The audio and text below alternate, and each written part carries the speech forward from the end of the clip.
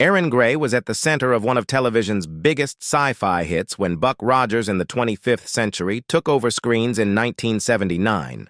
But while fans saw a confident star commanding the future as Colonel Wilma Deering, there was something she never revealed during filming. Something happening behind the scenes that changed the way she experienced the show, and possibly even the fate of the series itself. Because while Buck Rogers looked like an instant success on the surface, the reality on set was far more complicated. Cast changes, behind-the-scenes tension, and a sudden shift in direction during Season 2 would eventually lead to its shocking cancellation. So the real question is, what was Erin Gray hiding during the height of the show's fame? And how did it stay secret for so long in a production that millions were watching every week? Stay with us to find out. Welcome to the future. Buck Rogers first began as a feature film, and after its box office success, NBC quickly gave it the green light as a full television series. At the center of the story was Gil Gerard as Captain William Anthony Buck Rogers, a space shuttle commander whose mission goes horribly wrong. After a life support malfunction in 1987, Buck is placed into suspended animation, only to wake up 500 years later in a completely changed world. Earth as he knew it is gone, destroyed by nuclear war, and what remains is a rebuilt civilization struggling to survive. Thrown into this unfamiliar future, Buck's military background makes him an immediate asset to the Earth Defense Force. But adjusting to life in New Chicago is anything but easy. Allies in a new world. Buck doesn't face this future alone. He works closely with Colonel Wilma Deering, played by Erin Gray, his trusted partner, fellow officer, and occasional romantic interest.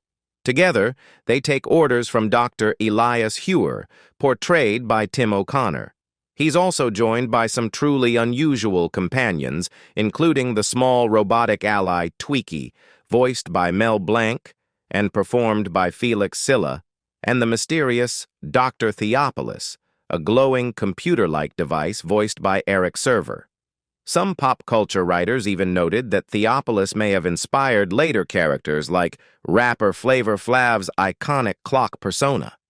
Season 1 highlights.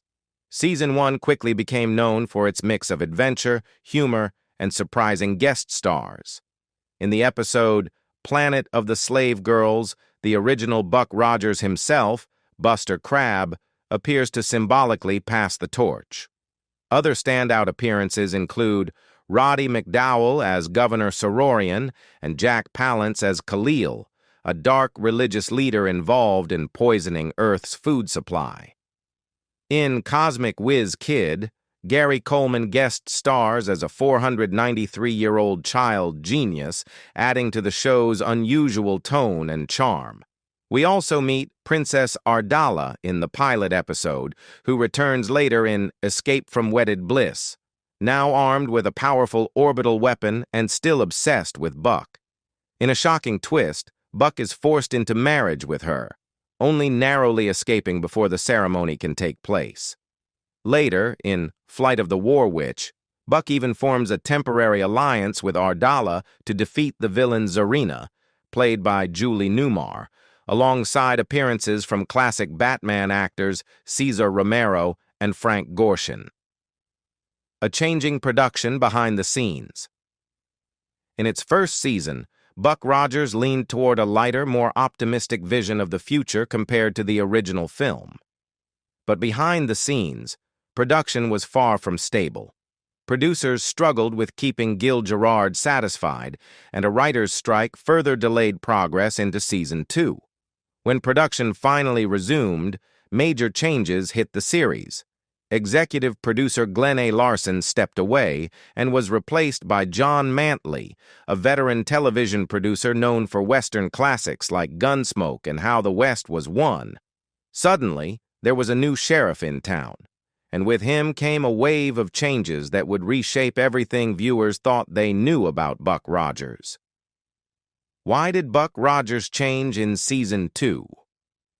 By the time Buck Rogers in the 25th Century returned for its second season, almost everything about the show felt different, and fans noticed it immediately. One of the most recognizable villains from Season 1, Draconian Princess Ardala, played by Pamela Hensley, was quietly removed from the series. Ardala had been a fan favorite, a powerful and manipulative royal determined to conquer Earth and claim Buck Rogers as her consort. But she wasn't the only familiar face to disappear. Several core characters were written out, including Dr. Elias Hewer, Dr. Theopolis, and Kane. In their place, the show introduced a new lineup of characters such as Admiral Ephraim Asimov, the Warrior Hawk, Dr. Goodfellow, and his overly rigid robot companion, Crichton. A completely new direction. But the biggest change wasn't just the cast, it was the entire concept of the show. Instead of defending Earth from alien threats, Buck, Wilma, and Tweaky were now traveling through space aboard a massive starship called the Searcher, searching for the lost tribes of humanity. It was a dramatic shift in tone, structure, and storytelling, one that divided both fans and cast members. What happened to Wilma Deering?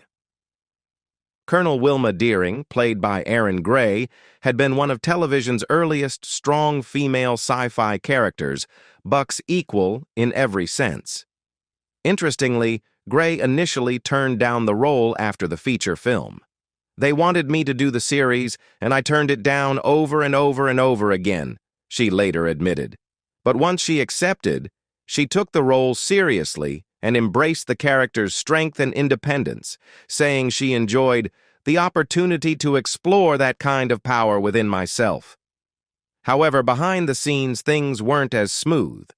Gray later described tensions with new executive producer John Mantley, claiming he wanted to reshape the series in his own vision, and that she didn't initially fit into it. According to Gray, she was only kept on after Gil Gerard threatened to leave the show. Even then, her character changed noticeably in Season 2. Wilma was less active in the field and often confined to control rooms and consoles, while Buck went on missions. Her iconic jumpsuit was also replaced with a new uniform she once jokingly called Dairy Queen in Space. Voice changes and behind-the-scenes struggles. Even Tweaky wasn't immune to production problems. The character was originally voiced by legendary voice actor Mel Blanc in Season 1, but when he fell ill during Season 2, Bob Elliott stepped in for several episodes.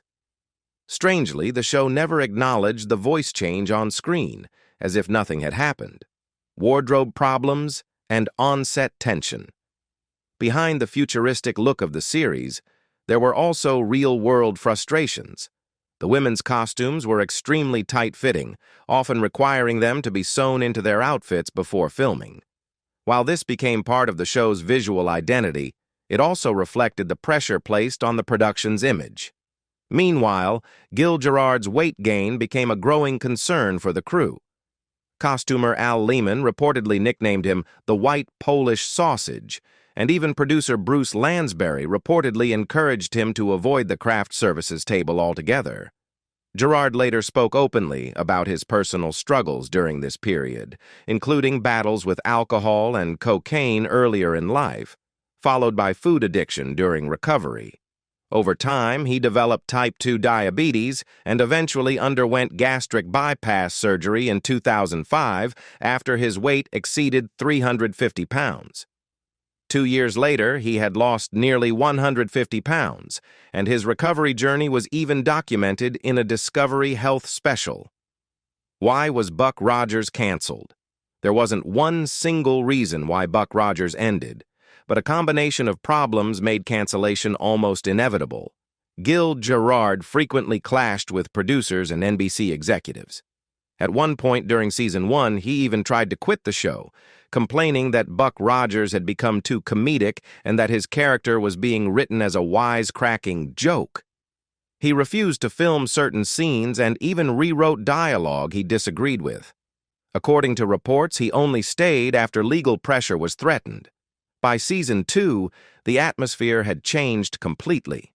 Erin Gray later described the set as tense and uncertain, saying the cast could feel the show losing momentum. At the same time, production costs were high, and television itself was changing. Broadcast networks were now competing with the rising power of cable TV. Ratings continued to drop after the Season 2 premiere, and NBC eventually canceled the series after just 11 episodes, without even giving it a proper finale. Erin Gray reveals the truth about Buck Rogers. Erin Gray was born in Honolulu, Hawaii, on January 7, 1950. Her parents, Diane and Daniel, separated when she was just 8 years old, an early family change that shaped much of her childhood. For a time, she lived with her grandparents in Palm Springs before later returning to live with her mother in Larkspur. She attended Redwood High School before finishing at Pacific Palisades High School, and later enrolled at UCLA with plans to study mathematics. At that point, acting wasn't even on her radar. She was focused on a traditional academic path. But life had other plans, from math student to model. While still young, Erin had already dipped into the world of modeling. She won a modeling contest in St. Louis at just 14 years old, which opened the door to commercial work in Los Angeles while she was still in school. She even made an early TV appearance in 1967 as a dancer on Malibu U. Even though she initially believed mathematics was her future, she began to realize something else. Modeling was already giving her opportunities that school couldn't. Eventually, she made the bold decision to leave UCLA and move to New York City to pursue modeling full-time. That decision changed everything. By 1975, Erin had become one of the top television models in the country, earning around $100,000 a year and slowly shifting her focus toward acting. While based in New York, she frequently flew back to Los Angeles for auditions, determined to break into Hollywood. Her persistence paid off in 1978, when she landed her first major starring role in the miniseries Evening in Byzantium. The performance was well received and quickly changed her career trajectory.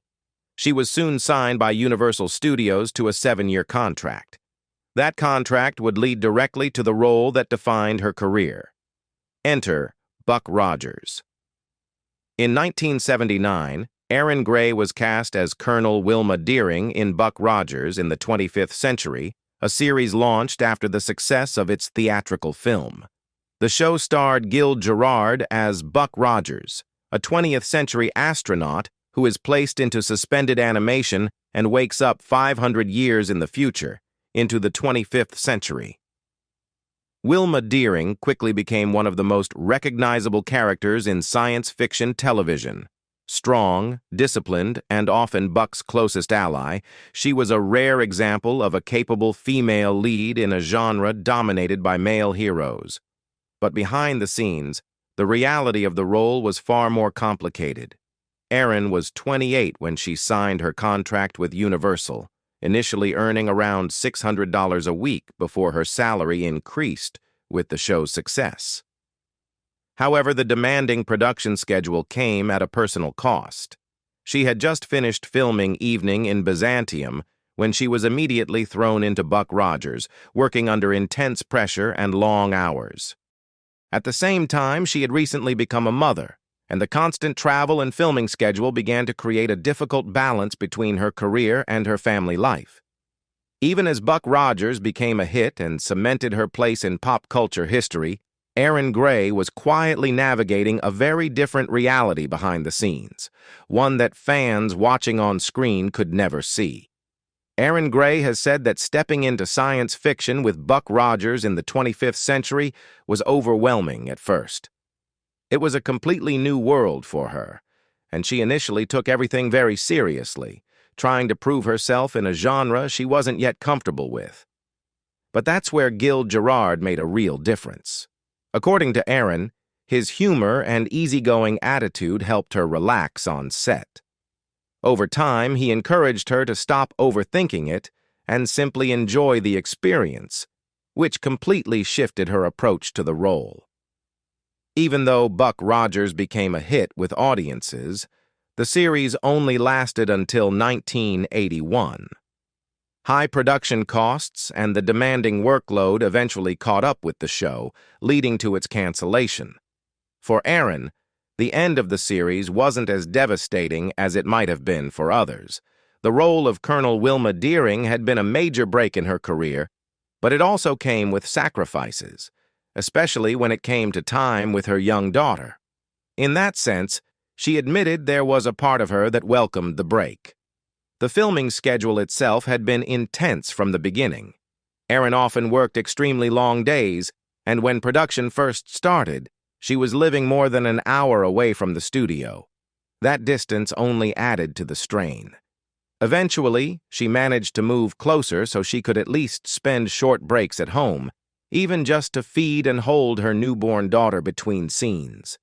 Despite the pressure and timing challenges, Erin gave the role everything she had. That commitment is part of why Colonel Wilma Deering remains one of the most memorable characters from the series, alongside, of course, the character's strong presence, sharp intelligence, and unmistakable on-screen style. After Buck Rogers ended, Erin continued building her television career. She appeared on Magnum PY in the episode J. Digger Doyle, playing Joy Doyle, an expert security analyst. The role was originally intended as a potential recurring character, but ultimately it remained a one-time appearance. Even so, opportunities continued. Erin later landed a major role in the hit 1980s sitcom Silver Spoons, where she became a familiar face for much of the decade. Beyond her most iconic role in Buck Rogers in the 25th Century, Erin Gray stayed active in television throughout the 1980s and 1990s, appearing in popular shows like Murder, She Wrote, and Superboy. She continued to build a steady career in guest roles, long after her breakout success. In 1993, she also appeared in the horror film Jason Goes to Hell, The Final Friday, part of the long-running Friday the 13th franchise, despite the film's claim that it would be the final chapter. In 2010, Erin reunited with Gil Gerard for a nostalgic project, playing Buck Rogers' parents in a web series pilot, briefly returning to the universe that made them both famous. The Buck Rogers character itself, however, dates back much further, first created by Philip Francis Nolan in 1928 and later adapted into magazines, radio, comics, and screen productions. Outside of acting, Erin expanded into new fields. She founded Heroes for Hire, a casting agency for fantasy and sci-fi performers, became a Tai Chi instructor, and co-wrote the 1998 book Act Right, which was later re-released in an updated edition. She has continued working selectively in film and web projects, including Dreams Awake, The Guild, and Star Trek Continues in 2014, alongside Lou Ferrigno. Today, Erin Gray remains active in entertainment and other creative ventures. Married twice and a mother of two, she is still best known as Colonel Wilma Deering, but her career has reached far beyond Buck Rogers.